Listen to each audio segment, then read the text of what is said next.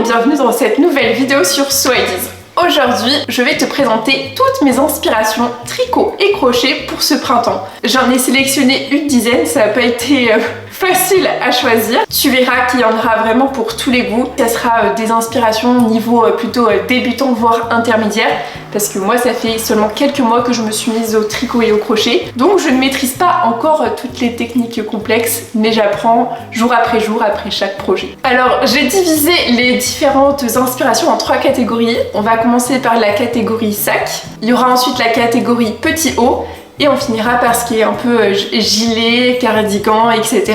Tu trouveras dans la description de cette vidéo tout le détail de tous les patrons que j'aurai cités dans cette vidéo avec les laines, etc.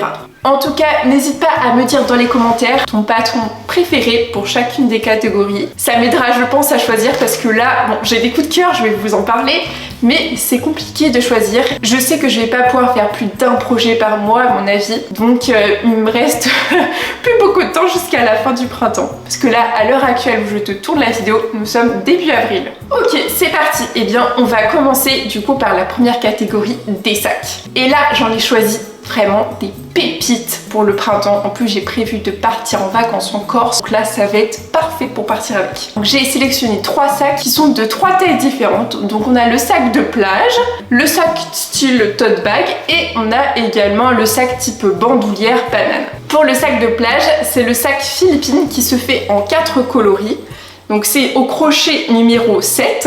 Et en fait, c'est donc 2 faces identiques, type granny square. Donc on a ces 4 coloris. Là, c'est le fil Penguin, le Pingo macramé.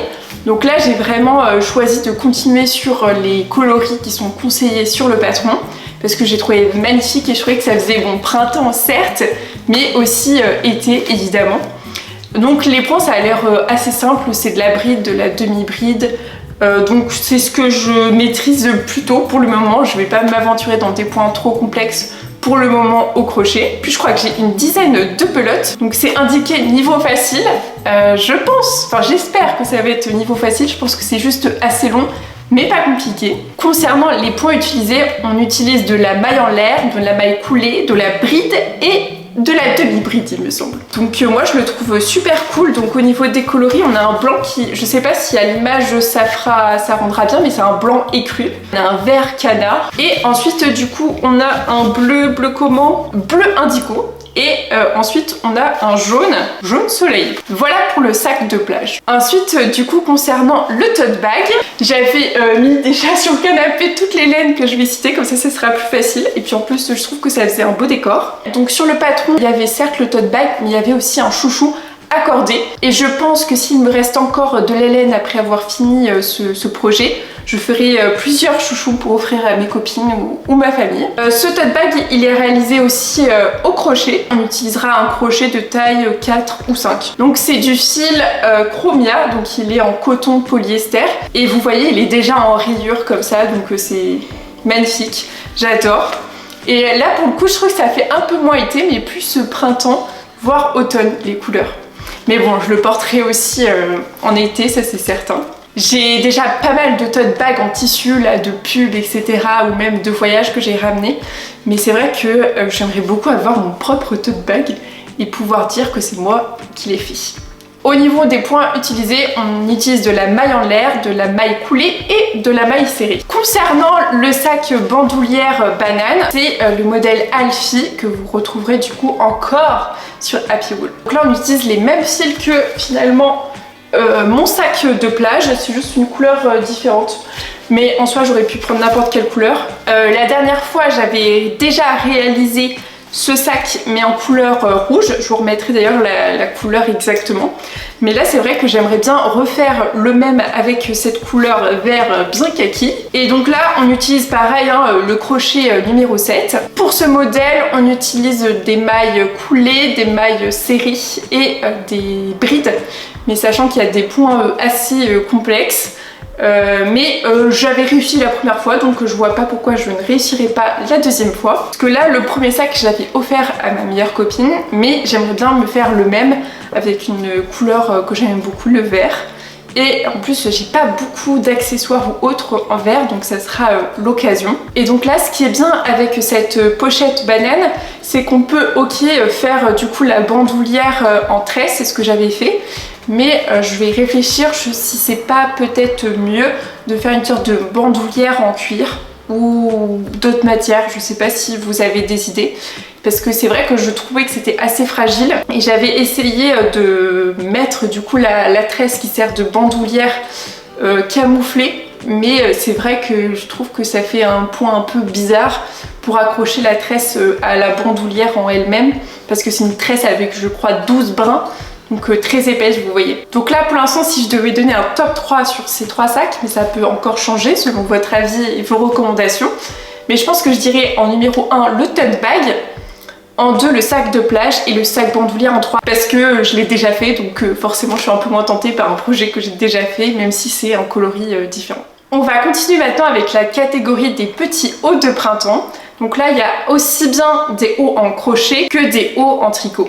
Ce top, vous le retrouverez sur Happy Wool et le nom, c'est le top Lina. On a juste 2 petites bandoulières et je pense que moi je ferai des tresses doublées à mon avis pour que ça soit un peu plus costaud, parce que là j'ai peur en respectant le patron que ça soit limite et que ça tienne pas trop. Donc là on utilise une combinaison de 2 fils. On utilise du fil cabotine 3 et du fil Starlight aussi en 3. Et ce que j'adore, c'est que ça fait vraiment un effet presque fête avec ce petit doré qu'on incorpore avec la laine de base. Je trouve que ce haut, il est parfait pour le printemps, malgré le fait qu'il ait des teintes presque automne. Et c'est ça que moi j'ai adoré sur ce patron. J'ai choisi les mêmes teintes qui étaient conseillées sur le patron. Je pense qu'il est assez facile à réaliser, c'est des côtes de 2. Donc j'ai déjà réalisé avec un autre patron quand j'avais fait des bonnets. C'était d'ailleurs mes premiers projets de tricot et je m'étais plutôt bien débrouillée. Celui-là, il me fait pas trop peur. Donc pour ce projet, on utilisera des aiguilles 3 voire 4 mm. Ensuite, pour le deuxième haut, c'est un haut au crochet. Ce top, c'est le top vedette qui est disponible du coup sur Happy Wool. Couleur plutôt abricot et là, c'est un col presque effet dentelle au crochet, qui à mon avis va être beaucoup plus compliqué que le précédent, enfin pas forcément plus compliqué, mais beaucoup plus long parce que là on est sur un crochet de 2 mm, donc c'est vraiment pas grand chose. Et je crois que pour ma taille, donc j'ai choisi du 36, il me faut 6 pelotes. Donc c'est quand même énorme. Ça va bien m'occuper, mais c'est vrai que moi j'adore ce détail, je trouve que ça fait raffiné, classe. Et en même temps ça se porte aussi bien le printemps que l'été et c'est pas du tout une matière chaude hein, parce qu'on est sur 100% coton. Donc au niveau des points utilisés, on a la maille serrée, coulée, bride, demi-bride et en l'air forcément. Donc ça fait pratiquer tous les points dans ce projet. Il existait, c'est vrai, pas mal de couleurs sur ce patron que j'ai trouvé sur Happy Wool. Mais c'est vrai que j'ai eu un coup de cœur sur cette couleur abricot parce que j'ai aucun vêtement de cette couleur. Parce qu'il y avait du blanc, il y avait quoi d'autre que je regarde? Il y avait du blanc, jaune, poussin et prairie qui était conseillé. Mais ça m'attirait beaucoup moins. Là je trouve que c'est punchy, c'est festif, c'est estival, c'est solaire, ça se porte très bien à la plage je pense. Donc je vais garder cette super couleur que j'adore. Ensuite le dernier haut, là c'est plutôt... un haut à mon avis plus chaud qui pourra se porter peut-être aussi au tout début de l'automne je pense. C'est le Wave Tee de Petite Knit. C'est le premier patron que je vais faire d'elle, j'en ai jamais fait mais je sais qu'on me l'a énormément conseillé quand on débute. Sur ce patron on avait la possibilité de faire manche courte ou manche longue. Donc là vu que c'est plutôt printemps début automne, je vais garder le format manche courte pour faire comme un t-shirt mais on est d'accord plus chaud. Je vais garder du coup les fils qui sont conseillés dans ce patron. Donc on conseille la Sandness Garn. Donc j'ai choisi le coloris Lavender. Je vous mettrai de toute façon le détail et le numéro de cette laine. Donc là c'est un peu plus challengeant je pense pour moi ce modèle. Au niveau du point utilisé, si je dis pas bêtise, c'est du point jersey. Donc c'est un point que j'ai déjà réalisé. Là par exemple, là je suis en train de réaliser du coup un petit pull pour la fille d'une de mes copines. Dans le dernier vlog, je vous avais présenté juste le tout début de la deuxième face. mais là c'est vrai que je suis à la deuxième face en point jersey. Ça me fait pas peur du tout de faire ce modèle là en jersey. Je pense que ça me permettra de pratiquer surtout le col, etc. parce que là c'est vrai que c'est juste un assemblage de deux faces identiques, donc c'est quand même plus facile. C'est vrai que j'ai choisi la teinte lavender, mais en réalité j'ai hésité avec une couleur plus jaune pastel, vous voyez. Je sais pas d'ailleurs si vous avez une préférence entre les deux. Pour l'instant je suis couleur lavender, mais je n'ai pas encore commandé la laine, donc je peux toujours changer d'avis, on va dire. Donc là, à l'heure actuelle, si je devais donner un top 3 pour ces inspirations haut, je pense que je dirais le haut avec la laine acajou, avec ces laines-ci. Après, je pense que je dirais le haut en crochet, parce qu'il est quand même beaucoup plus compliqué. Et en dernier, je choisirais du coup celui qui est en jersey, là, de petite knit, mais simplement parce que c'est déjà un point que je connais, donc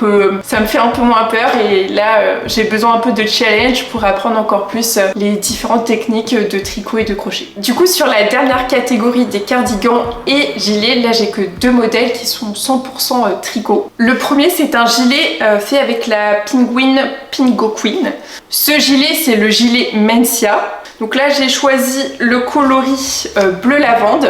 En fait, de base, je l'avais acheté pour un autre modèle, un pull. Et en fait, j'ai pas réussi à retrouver le patron que je voulais. Et du coup, je me suis rabattue sur d'autres idées de patron. Donc j'ai trouvé ce petit gilet que je pense assez facile, en tout cas en apparence. Et c'est vrai que j'adore cette matière, vous voyez, toute douce. Je me vois bien le printemps mettre ça par-dessus un petit t-shirt fin, ou même comme ça, je pense. En tout cas, ça se tricote avec des aiguilles numéro 5. Et en fait, en bas de ce gilet, on a des côtes de 2.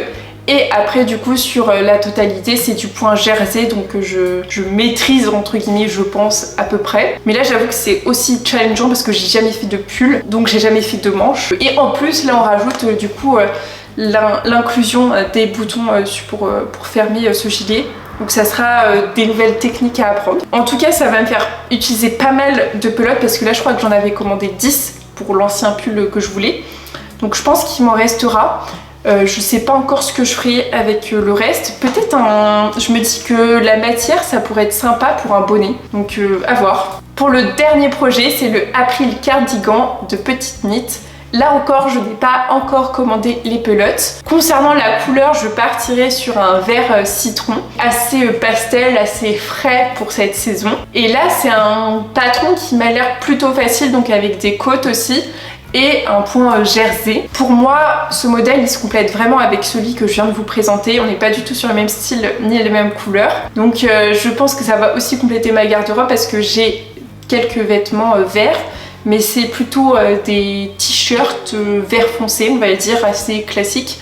Donc là, d'avoir un vert plutôt pâle, citron vert, vous voyez. Et là, pour le coup, ce que je pense faire avec ce cardigan, c'est trouver des boutons un peu ocre, vous voyez, qui fassent presque rétro. Donc après, si je devais donner mes préférences pour l'instant pour les deux, franchement, j'en ai pas du tout. Là, je vais d'abord finir ce projet. Je pense qu'il me reste pas beaucoup, il me reste 3 cm et j'aurai juste à relier les deux faces. Et après, en fonction de vos retours, de vos préférences, eh bien, je pourrai vous vlogger le début des premiers projets de printemps. Nous sommes déjà arrivés à la fin de cette vidéo.